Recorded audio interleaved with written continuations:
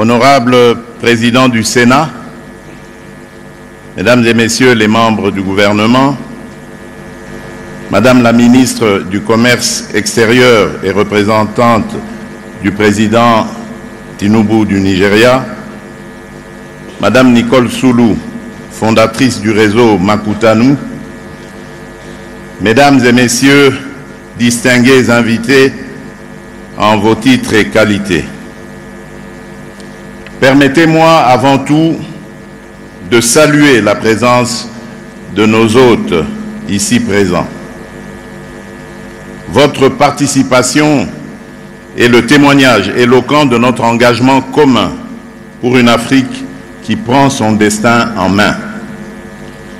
En votre présence, ce forum prend une dimension singulière, celle de l'unité africaine, cette unité qui est à la fois notre force et notre destinée. Je tiens également à saluer les participants et les organisateurs de cet événement exceptionnel, avec une pensée toute particulière pour sa vision, son engagement et sa persévérance, Madame Nicole Soulou, qui a su bâtir ce qui est aujourd'hui bien plus qu'un forum, un espace d'échange et de croissance pour notre pays et pour l'Afrique tout entière.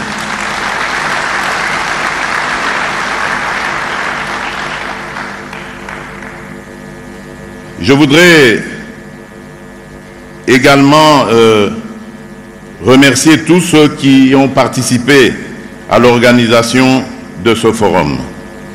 Grâce à votre travail acharné et votre dévouement, Makutanu est devenu bien plus qu'un simple événement économique.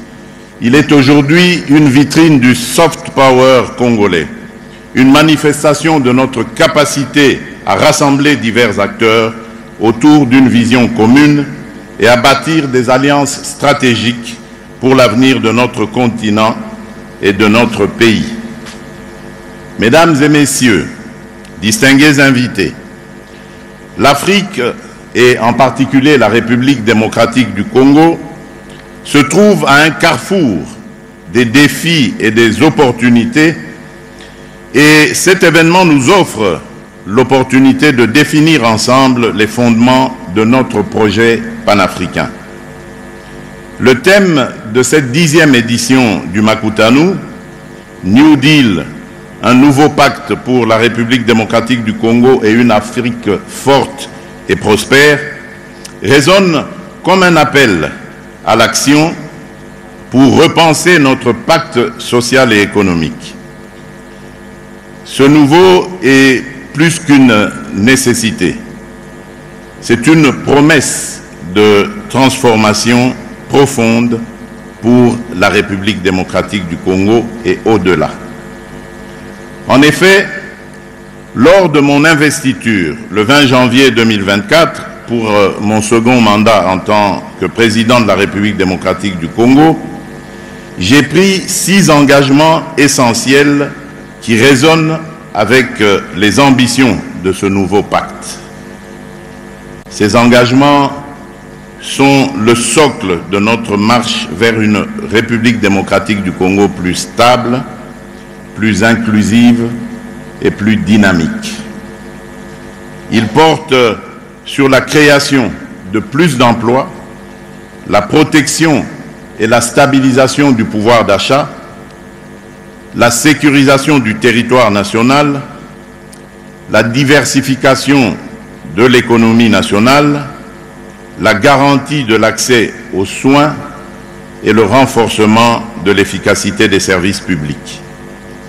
Ce sont des engagements fermes, pris au nom de chaque Congolais et de chaque Congolaise, avec la conviction que seul un changement structurel peut garantir notre souveraineté et notre prospérité.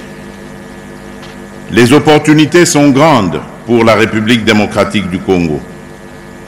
Terre de richesse et de diversité, mon pays regorge de ressources naturelles abondantes, un potentiel agricole immense une jeunesse dynamique et pleine de potentiel est notre position géographique centrale au cœur de l'Afrique. Toutefois, nous devons aussi reconnaître les défis auxquels nous faisons face.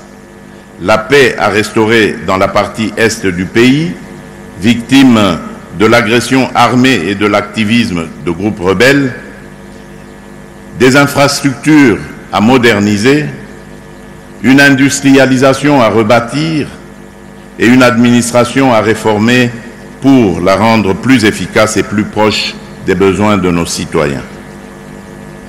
Mon projet est clair: bâtir une République démocratique du Congo forte au sein d'une Afrique prospère et unie. Pour y parvenir, et fort de la confiance que le peuple congolais m'a renouvelée à travers son suffrage, j'ai dès lors engagé l'ensemble des forces vives de la nation, leaders politiques, acteurs économiques, membres de la société civile dans ce projet transformateur. Il incarne notre volonté commune de surmonter les obstacles et de transformer chaque défi en opportunité. En unissant les secteurs publics et privés, en favorisant l'innovation et l'investissement, nous jetons les bases d'une croissance inclusive et durable pour notre pays et pour l'Afrique. Pour que cette vision se concrétise, ce nouveau pacte repose sur plusieurs piliers essentiels. Le premier est la restauration de la paix et la consolidation de la sécurité juridique sur l'ensemble du territoire national, condition fondamentale pour attirer les investissements et assurer un développement harmonieux. Le deuxième pilier est l'inclusivité économique. Notre croissance ne peut être réelle et durable que si elle profite à tous, des grandes entreprises aux petites coopératives locales. Nous mettons un accent particulier sur le soutien aux entreprises locales et l'investissement dans les secteurs clés comme l'agriculture, l'agriculture et les technologies. Le troisième pilier est l'innovation. Dans un monde en perpétuelle évolution, la République démocratique du Congo doit devenir un moteur d'innovation en misant sur la technologie et la créativité de sa jeunesse. Le quatrième pilier est une gouvernance transparente et responsable, indispensable pour bâtir la confiance de nos concitoyens et de nos partenaires internationaux. Cela implique une lutte acharnée contre la corruption et l'instauration de pratiques transparentes à tous les niveaux de l'administration.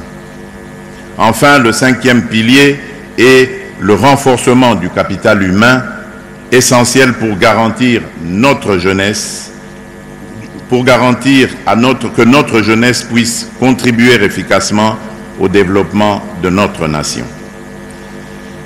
Mesdames et messieurs, distingués invités, au cours de ces 10 années, Makutanu a été le creuset de nombreuses réussites. Ce forum a permis l'émergence de partenariats fructueux et a ouvert la voie à de milliers de petites et moyennes entreprises porteuses d'innovation et de dynamisme. Ces succès sont le témoignage d'une Afrique en mouvement, d'un Congo qui s'affirme et d'un avenir plein de promesses. Mais le chemin est encore long.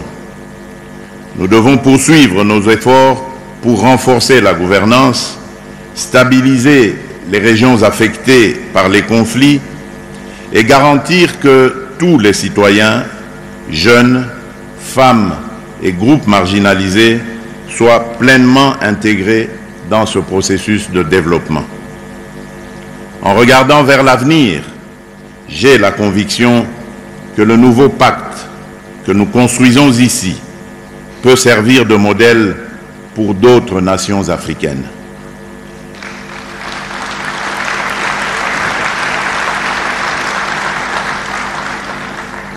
En mettant l'accent sur l'innovation, la durabilité et l'inclusivité, nous avons l'opportunité de transformer notre continent, de valoriser nos richesses tout en investissant dans notre capital humain.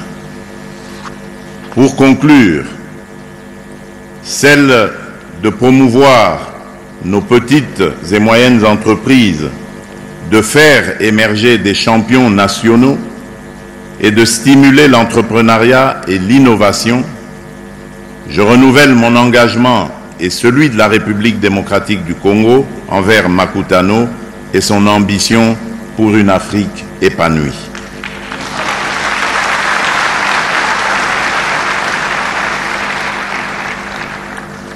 Ensemble, soyons les bâtisseurs d'un avenir prospère pour nos enfants et pour les générations à venir. Sur ce, je déclare ouverts les travaux de Makutano 10 et vous souhaite un forum riche en succès et en opportunités. Que vive Makutano, que vive la République démocratique du Congo, que vive l'Afrique forte et prospère, que Dieu bénisse la République démocratique du Congo et son peuple. Je vous remercie.